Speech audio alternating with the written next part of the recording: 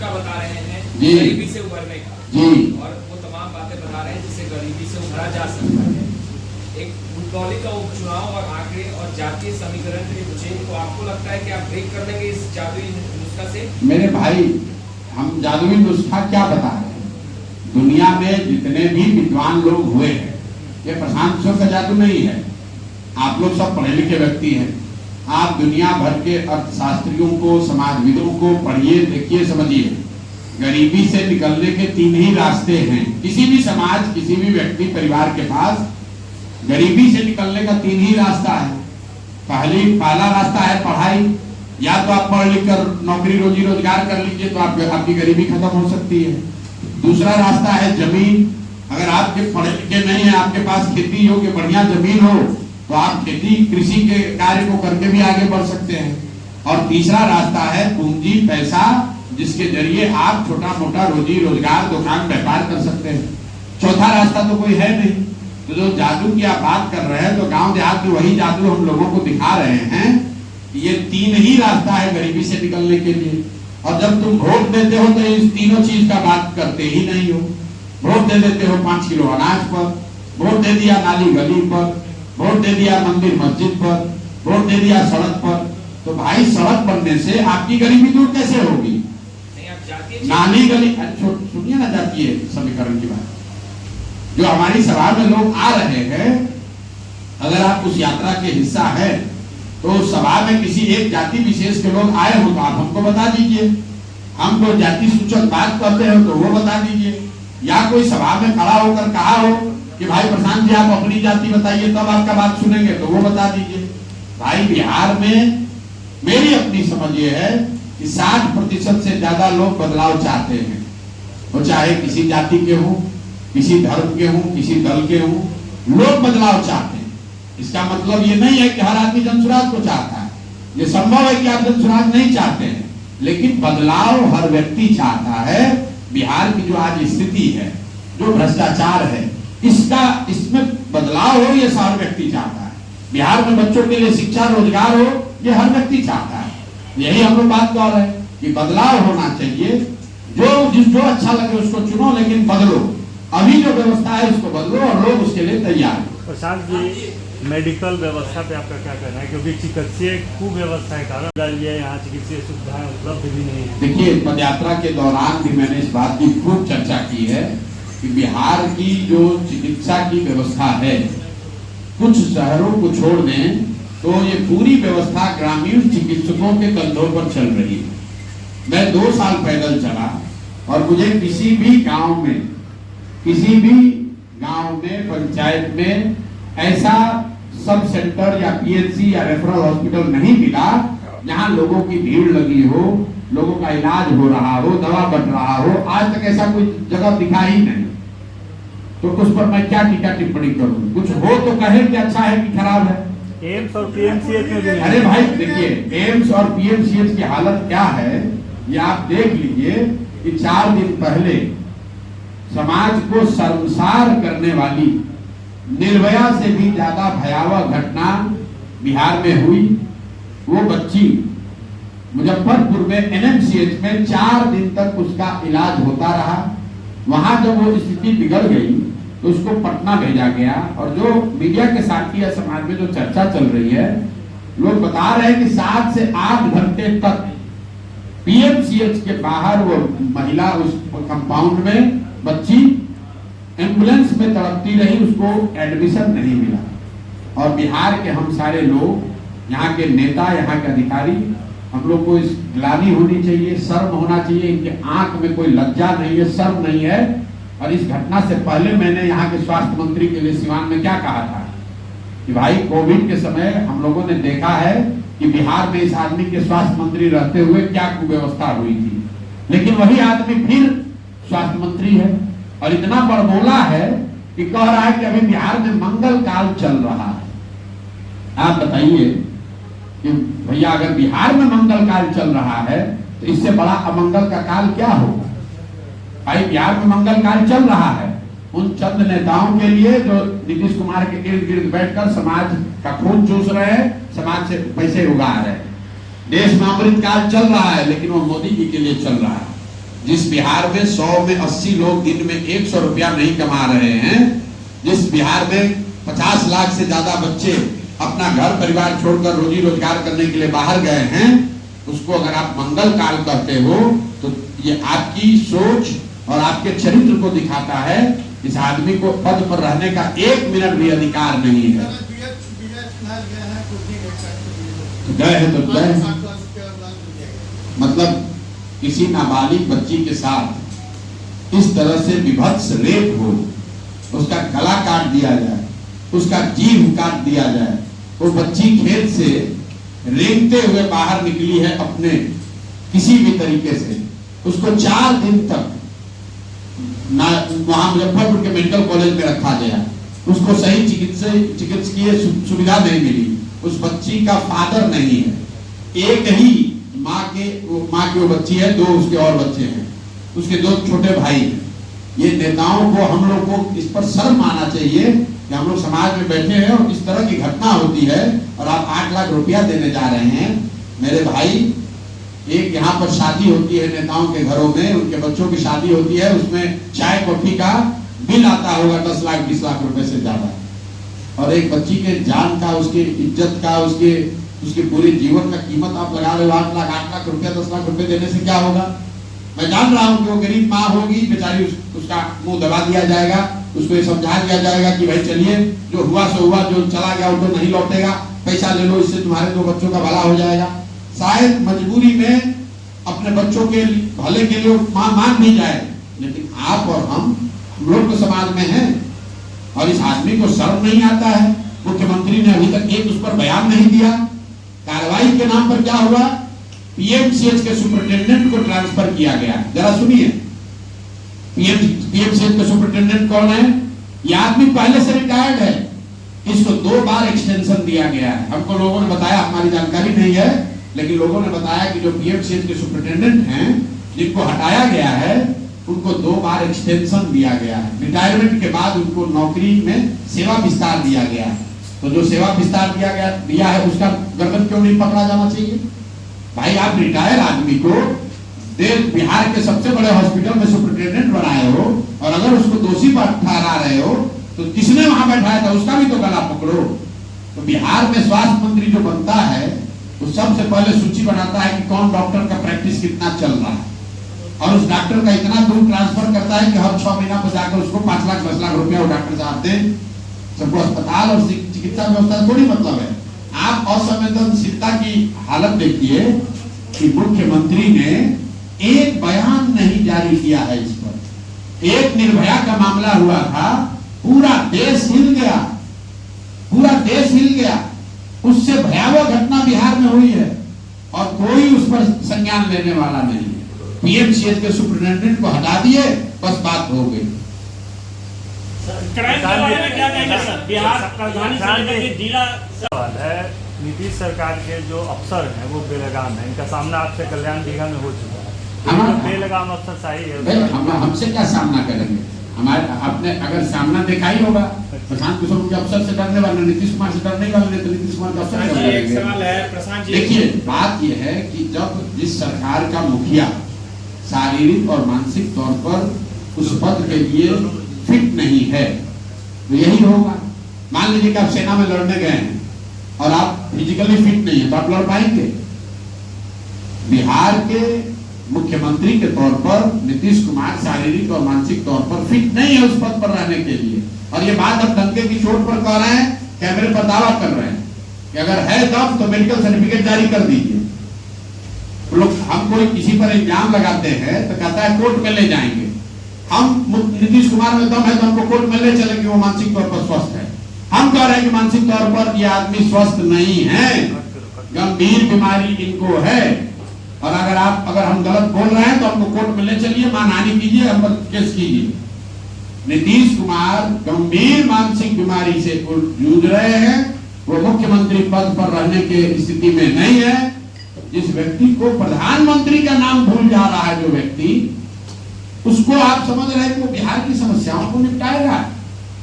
जिस व्यक्ति को अपना नाम भूल जा रहा है, जिस व्यक्ति को यह नहीं पता चल रहा है कभी राष्ट्रगान चल रहा है कि कोई कव्वाली बज रहा है, आप बताइए किसी समाज परिवार का लड़का, अगर आपका बच्चा टीचर होता है, उसकी फिजिकल फिटनेस जांच होती है, उसका मेडिकल होता है, बिना मेडिकल के, बिना फिजिकल के टेस्ट के आपको नौकरी मिल सकती है।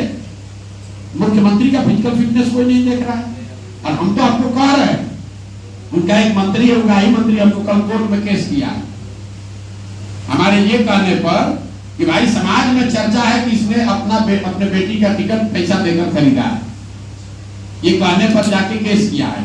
तो भाई मुख्यमंत्री को सीधे कह रहे हैं कि आप मानसिक तौर पर बीमार हैं, स्वस्थ नहीं है, और अगर हमारी बात गलत है तो हम पर केस कीजिए, हम पर मानहानि कीजिए, हमको कोर्ट में ले जाइए, जेल में ले जाइए, दिखाइए मेडिकल अपना जांच दिखाइए कि आपको मानसिक रोग है कि नहीं है, मानसिक तौर पर आप अस्वस्थ है कि नहीं है, दिखाइए।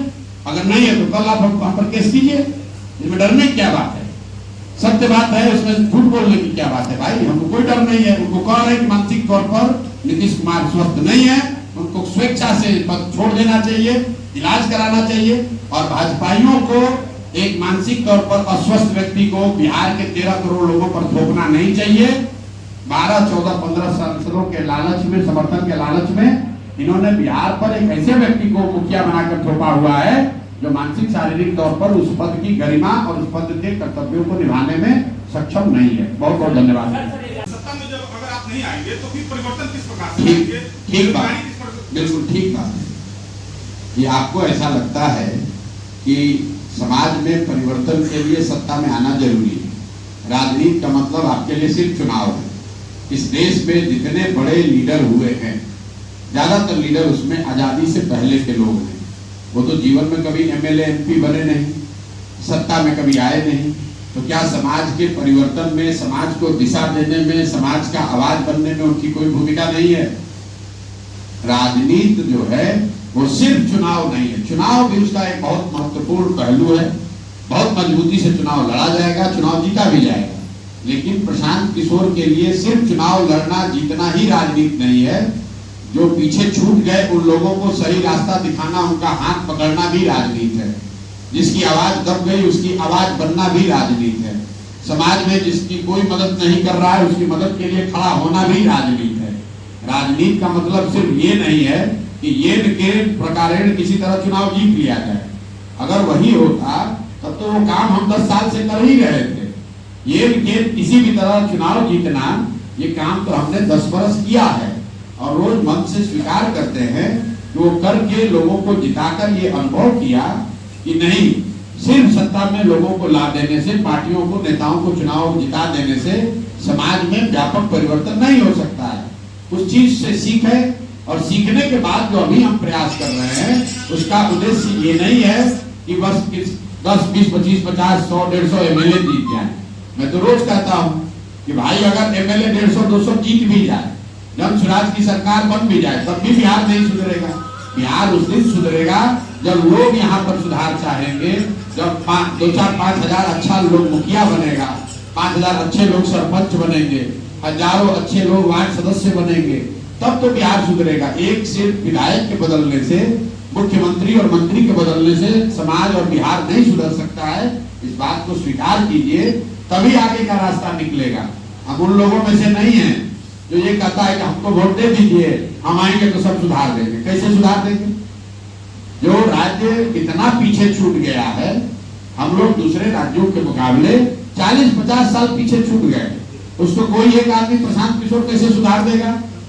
13 करोड़ लोग, उसमें ज्यादातर लोग जब तक सजग नहीं होंगे, आप अपने और अपने बच्चों के लिए सजग नहीं होइएगा, जिन नेताओं को चुन कर लाइएगा वो सजग नहीं होंगे, तब तक बिहार में सुधार नहीं होगा। आंकड़ों की बात अलग है और समाज में सुधार अलग मुद्दा है। आंकड़ों से कौन जीतेगा कौन हारेगा जब चुनाव होगा वो देखा जाएगा। लेकिन आप हम 3 बरस से घूम रहे हैं बिहार में, और आप सब मीडिया के बंधु हैं, आप हमको कोई मेरा बाइट दिखाइए, कोई भाषण दिखाइए जहां मैंने लोगों को कहा है कि सब आदमी हमको वोट दीजिए। हम तो उल्टी बात कर रहे हैं कि भाई जिसको वोट देना है तो, लेकिन एक बार अपने बच्चों की चिंता करो, अपने बच्चों के पढ़ाई रोजगार के लिए वोट दो। जब लोग उसके लिए वोट देंगे तो वोट चाहे जनसुराज को दें या भाजपा को दें या राजद को दें, कांग्रेस को दें, जदयू को दें, सुधार अपने आप होगा। रोज हम सिखा रहे हैं लोगों को, लोगों ने मंदिर के लिए वोट दिया तो मंदिर बना, लोगों ने बिजली के लिए वोट दिया, बिजली आई। लोगों ने सिलेंडर के लिए वोट दिया, सिलेंडर बटा। लोगों ने जाति के लिए वोट दिया तो जाति की चर्चा सरेआम आप देख रहे हैं। लोगों ने जिस बात के लिए भी वोट दिया है, मैं तो लालू जी का मन से सम्मान करता हूं, मन से कहता हूं कि लालू जी के राज में और कुछ हो या नहीं, जो पिछड़े समाज के, वंचित समाज के लोग थे उनको आवाज मिली, लालू जी का ये दावा है। तो जिस आवाज के लिए वंचित समाज लालू जी के साथ खड़ा हुआ तो निश्चित तौर पर उस समाज को मिला। लेकिन उस वंचित समाज को, पिछड़े समाज को यह भी देखना है कि जिस समाज को लालू जी ने आवाज दी उस समाज के बच्चों के पढ़ने की व्यवस्था नहीं की, उस समाज के लिए भूमि सुधार का काम नहीं किया, उस समाज के नौकरी रोजी रोजगार के लिए पूंजी की व्यवस्था नहीं की। आवाज दिया और फिर कहा कि मेरे और मेरे बच्चों के लिए आवाज लगाते रहो, मुझे राजा मानकर चलो, और फिर अब जिस दशा में तुम जी रहे हो वैसे ही जी लो। कौन दूसरा दल का आदमी होगा जो ये कह रहा हो कैमरे पर? हमने कहा कि लालू जी घोषणा करें। अगर वो कहते हैं कि उनको यादव की बहुत चिंता है, तो जनसुराज ने कहा है कि बिहार में किसी काबिल यादव को आप लीडर घोषित कीजिए। अपने बच्चे को छोड़कर, अगर आप यादवों के हितैषी हैं तो अपने परिवार में किसी साथी, अपने परिवार परिजन को छोड़कर किसी यादव समाज के काबिल आदमी को आप बताइए कि बिहार का मुखिया ये होना चाहिए, जनसुराज उसकी मदद करेगा। आपकी नजर में कौन है? भाई हमारी नजर में तो जो है उसको हमारे दल में है वो। मैं आपको उनका पर्दाफाश कर रहा हूं कि ये जो लोग जाति का ढोंग करते हैं, ये जाति की बात नहीं कर रहे हैं, ये अपने और अपने परिवार की बात कर रहे हैं। हम तो लालू जी को कह रहे हैं कि भाई आप राजद से किसी काबिल यादव आदमी, यादव समाज के लीडर को घोषित कीजिए कि यही आदमी चेहरा होगा, जनसुराज भी उसकी मदद करेगा, कोई दिक्कत नहीं है। लेकिन ये लोग कभी नहीं कर सकते हैं। ये सिर्फ अपने और अपने बच्चों से आगे, अपने घर वालों से आगे नहीं सोच सकते हैं। और यही बात समाज के सामने रख रहा हूं ताकि आप इस बात को समझिए। और सिर्फ लालू जी की बात नहीं है, जो जिस जाति का नेता होने का दावा कर रहा है, तो चाहे पंडित हो, भूमिहार हो, कुशवाहा हो, पासवान हो, यादव हो, वो नेता अपने और अपने परिवार की राजनीति कर रहा है। जाति में आप और हम उलझे हैं, नेता को अपने जाति की कोई चिंता नहीं है। लोगों को, नेताओं को अगर अपने जातियों की चिंता होती तो भैया हर जाति का आदमी यहाँ मुख्यमंत्री बना है। अगर अपने जाति के लोगों का भी कल्याण कर दिया होता तो कम से कम 50-60% बिहार के लोग तो सुधर गए होते। प्रशांत जी, आप अगर सत्ता में आते हैं तो ये जो लेबर स्टेट बिहार घोषित है और लेबर यहाँ से जाता है, उसको कितना % आप रोक पाएंगे? भैया ये आपके सवाल का इंतजार नहीं है। पिछले 3 वर्ष में सबसे पहले बिहार में पलायन ही सबसे बड़ी समस्या है। इस विषय को समाज के सामने जनसुराज ने रखा है, क्योंकि उससे पहले समाज ने यहाँ ये मान लिया था कि भाई नौकरी करना है तो बाहर जाना ये सामान्य प्रक्रिया है। यहाँ के नेताओं ने ये कहकर बार बार कि अगर बिहार के लोग बाहर नहीं जाएंगे तो महानगरों की व्यवस्था ठप पड़ जाएगी। इसको गौरव का विषय बना लिया था। ये सबसे पहले बिहार में जनसुराज ने कहा कि दिल्ली, बॉम्बे में जाकर वहां का कूड़ा साफ करना, वहां सब्जी बेचना, वहां टैक्सी चलाना, ऑटो रिक्शा का काम करना, वहां के घरों में नौकरानी बनकर काम करना, ये बिहारियों के लिए गौरव की बात नहीं है। जब वहां पर कोई बॉम्बे में, दिल्ली में, तमिलनाडु में बिहार के लोगों को 2 थप्पड़ मार देता है, गाली देता है, तो यहाँ के नेताओं का बयान आप सुन लीजिए। नीतीश कुमार का बयान सुनिए, तेजस्वी का बयान सुनिए, लालू जी का बयान सुनिए। ये लोग क्या कहता है? ये भाई बिहार के लोगों को बॉम्बे में मत मारो, नहीं तो अगर बिहार के लोग नहीं रहेंगे तो बॉम्बे में साफ सफाई की व्यवस्था ठप पड़ जाएगी, वहां सब्जी नहीं बिकेगी। हम लोग कह रहे हैं कोई गौरव की बात है? हम लोग बिहार के लोग को बॉम्बे का कूड़ा कचरा साफ करने के लिए पैदा हुए हैं। काम कोई खराब नहीं है, कूड़ा निकालने वाला काम भी सम्मान का काम है। लेकिन बाल बच्चों का पेट चलाने के लिए मजबूरी में लोग जाकर बॉम्बे, दिल्ली में अगर सब्जी बेच रहे हैं, अगर वहां ठेला लगा रहे हैं या वहां पर टैक्सी चला रहे हैं, तो ये बिहारियों के लिए गौरव की बात नहीं है। गौरव की बात तब होती जब हम लोग वो सब्जी बिहार में पैदा करते और यहाँ से रेफ्रिजरेटेड ट्रेन से वो सब्जी दिल्ली, बॉम्बे जाता, तब हम लोग को यहाँ आमदनी भी होती, यहाँ रोजगार भी मिलता और दिल्ली बॉम्बे में कोई बिहार के लोगों को अपमानित करता तो उसको हम लोग कहते हैं कि अगर बिहारी करके अपमानित करोगे तो तुम्हारा दूध, तुम्हारा सब्जी, तुम्हारा सामान यहाँ से रोक देंगे, तब बिहार का सम्मान होता है। आपने कहा कि बिहार को लेबर स्टेट बदलने से आपका प्लान क्या है? पहले आप ये समझिए कि लेबर स्टेट है क्यों। यहाँ पर तो आप लोग सब पत्रकार बंधु बैठे हैं, मोदी जी का बहुत बड़े बड़े हम लोग फैन बैठे हुए हैं, लोग पत्रकार भी और समाज भी। आप ये समझिए कि पिछले 15 साल से जिस बिहार में जाति से ऊपर उठकर लोगों ने मोदी जी को वोट दिया है, मोदी जी ने आज तक बिहार में एक फैक्ट्री क्यों नहीं लगाया? बिहार देश में कौन सा ऐसा उद्योगपति है जिसको मोदी जी अगर कह दें कि भाई तुमको छपरा में चीनी मिल लगाना है गोपालगंज में, और वो न लगाए, ऐसा किसका हिम्मत है? मोदी जी ऐसा क्यों नहीं कहते हैं?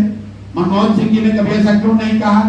इसलिए नहीं कहा कि आपने ठीक कहा कि बिहार सरकार, दिल्ली सरकार और दिल्ली में बैठे लोगों के लिए, देश में लोगों के लिए लेबर का सप्लायर है।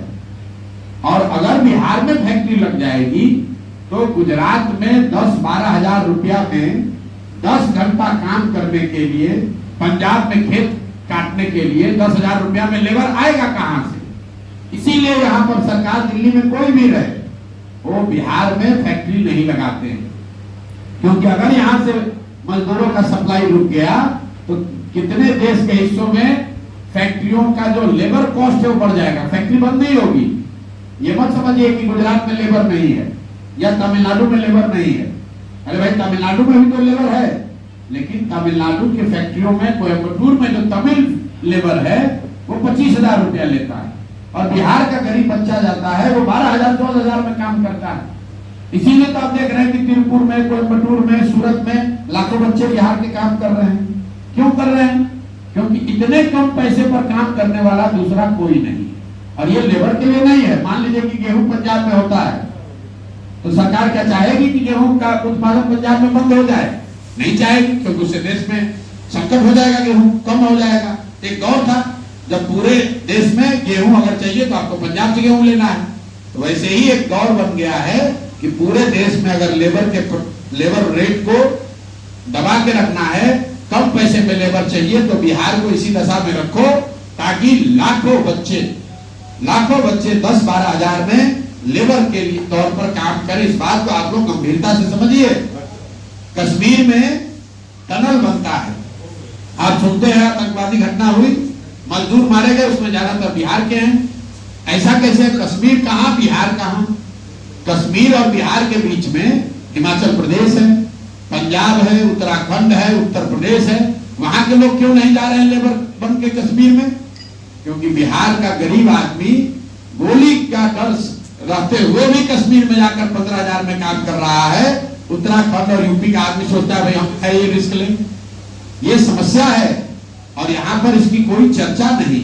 आप किसी भी नेता को बुला लीजिए, आज तक आप दिखाइए बयान अगर किसी ने कहा हो। अभी मोदी जी आए तो मधुबनी में क्या बोला कि सहरसा से, पहले तो सहरसा का उच्चारण गलत कहा, लेकिन कहा उन्होंने कि सहरसा से मुंबई जाने के लिए नई आधुनिक, सुनिए, नई आधुनिक ट्रेन चलेगी जिससे श्रमिक परिवार के बच्चों को वहां जाने में सुविधा होगी। ये कितनी बड़ी अपमान की बात है कि मोदी जी ये कह रहे हैं कि फैक्ट्री गुजरात में लगेगा और बिहार के लोगों को ट्रेन की सुविधा दी जाएगी ताकि आपके हमारे बच्चे उन ट्रेन पर जानवरों की तरह बैठकर जाएंगे सूरत में, बॉम्बे में काम करने।